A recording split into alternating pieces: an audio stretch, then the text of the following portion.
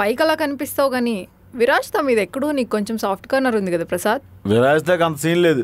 రేయ్ నమస్తే అండి, బాగున్నారా? తప్ప ఒరేయా, మాజీ అల్లుడు అనే గౌరవం కూడా లేదండి మీకు? ఓ మాజీ బోడి మాజీ అల్లుడు కదా అని తల మీద పెట్టుకుంటే నా కూతుర్ని రోడ్డు మీద వదిలేసావు. క్యాబ్లో తిరగాల్సిన పిల్ల ఆటోలో ఇంటికొచ్చింది.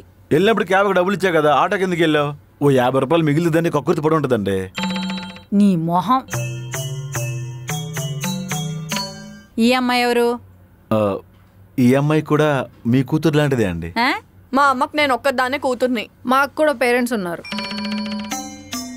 అంటే అంటే నేను ఒక్కనే అనాథనా? మీరు అనాథ కాదు ప్రసాద్ గారు, తోడుగా దేవుడు ఉన్నాడు, అండగా అమృత వైన్స్ ఉంది. ఏమండే?